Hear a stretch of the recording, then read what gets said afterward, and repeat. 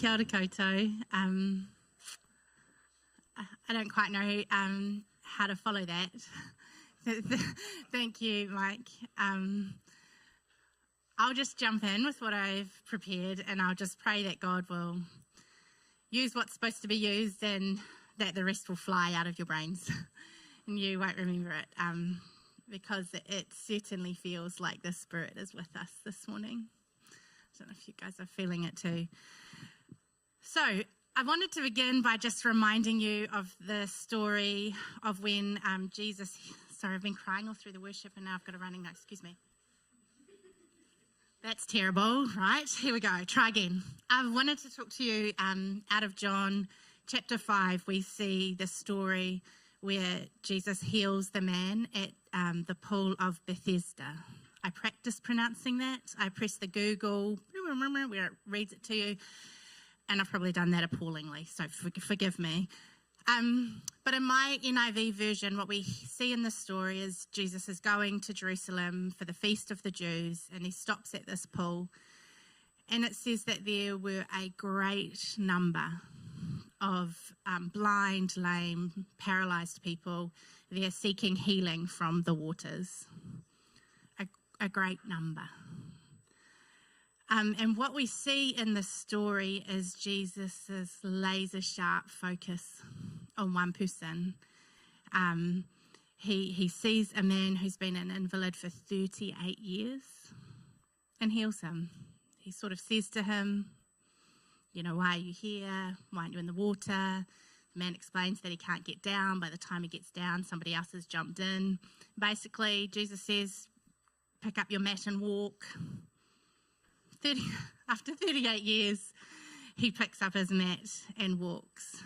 On the one hand, I just wanted to acknowledge it's such a beautiful reminder of God's heart for me and for you, that in a crowd of a great many, he found this man. And it reminds me always of the story of the prodigal son and the undignified way the father pulls up his robes and chases after him. And it reminds me of the parable of the lost sheep, where 99 sheep were left by the shepherd so he could find the lost one. And it's such a good reminder of the pursuing, devoted love that God the Father has for us.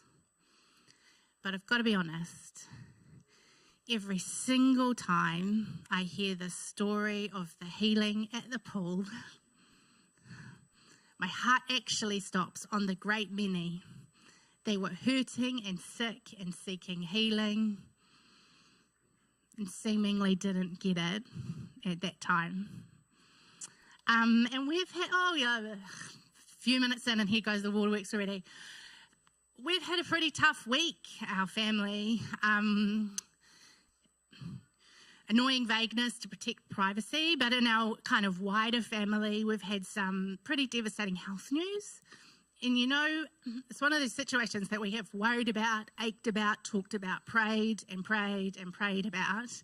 And this diagnosis has come through and it's kind of as bad as we've feared, as opposed to as good as we hoped. And that's the version of me, that you get this morning. But I don't really believe in coincidences. And when I was called last minute to fill in for Philippa because she's sick, I just have a hunch that some of you are in the same spot as me, that you have prayed and prayed and prayed for a situation and you're not getting the answers that you hope for,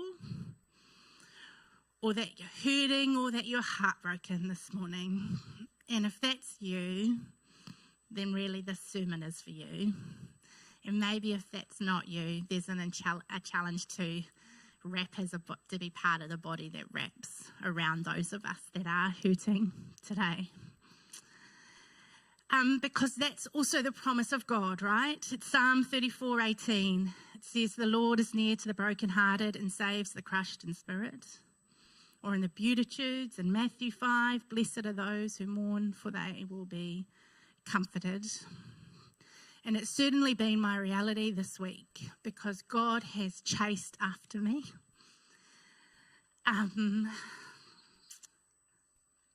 Maybe you could put up the photo, David. And on Friday night,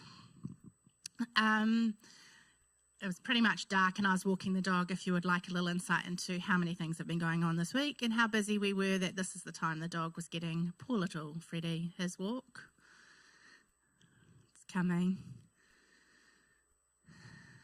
You know how you can never fully capture a sunrise in a photograph? Can you imagine how beautiful this moment was? And I was walking, listening to the song, I Speak Jesus. And I realized that my fear had gone. Not the ache, here I am, broken open in front of you this morning. Not the grief really, but the fear had gone. And I guess I wanted to just unpack a little bit this morning how I think that came to be. And the first is that I had friends around me who prayed for me this week. And I've got to be honest, when I am hurting, hope is the first thing that goes for me. I find it really hard to pray when I'm feeling discouraged or disappointed. But there are people around me who pick up hope for me and they pray for me.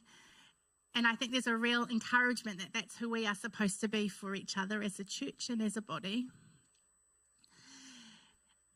And so my hope was lost, but in this moment, I found inexplicable peace. The fear had gone, and I realized hope had come back. And you know that very famous 2 Corinthians verse, my grace is sufficient for you, for my power is made perfect in weakness. And that's an example, I think, of what God's grace can look like. His love outworked in the people around me. And the other thing that happened this week is I found myself, in a Romans chapter 8 kind of prayer space.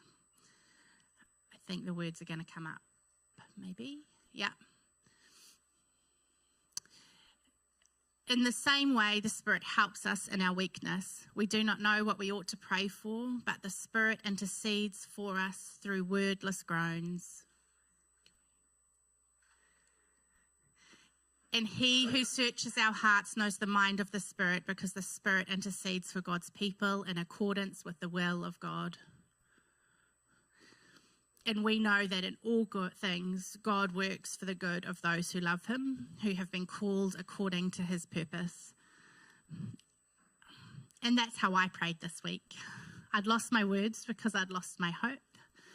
It's probably not true that I prayed in groans, but I prayed in silent tears and long sighs.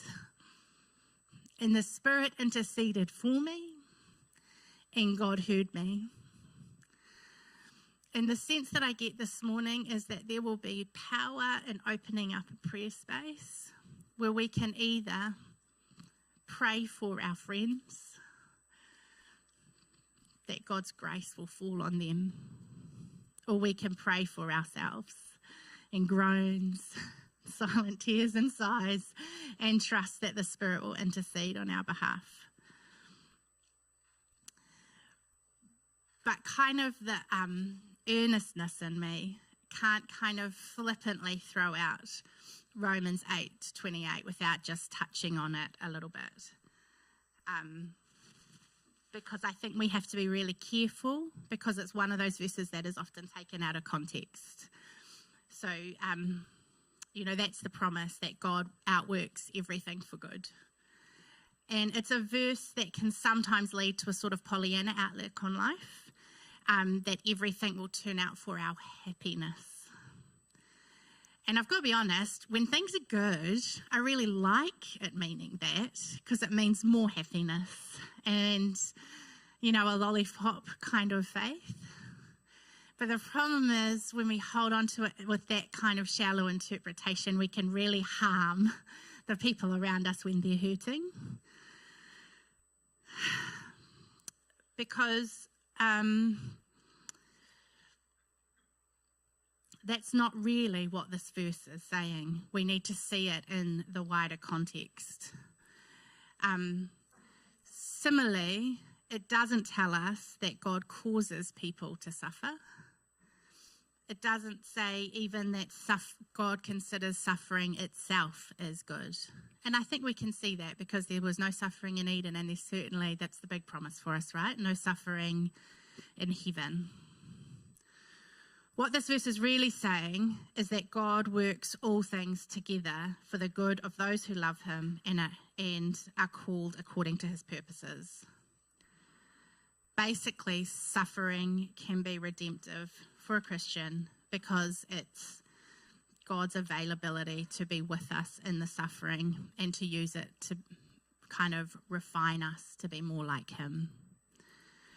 And the earnest lawyer in me would like to point you to the following verse for context, which reads, For those God foreknew, he also predestined to be conformed to the likeness of his Son, that he may be the firstborn among many brothers. That's it in a nutshell, really.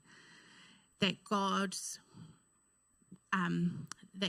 is working to make me and to make you more like him. And we see in Isaiah, don't we, that other famous verse where it talks about we're refined in the fire, like refined in the furnace of suffering. Sorry, I haven't actually written the exact Isaiah verse down. You can hit me up later. I'm just looking for my notes and awkwardly it's not there. It is a real Bible verse though, I promise you.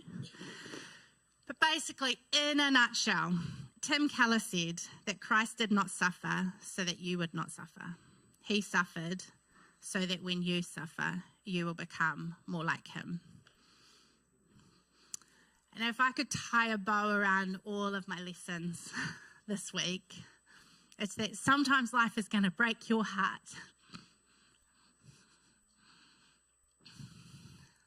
God promises he will be with you in that. And that it's in those moments we really need each other, to pray for each other, to scaffold each other, to support each other. And that when we are going through those times, whether they are 38 years, like the man at the pool at the start, whether it's just a really tricky week, God is working all of that to good because he can redeem it in the sense that he uses it to fashion us more like him.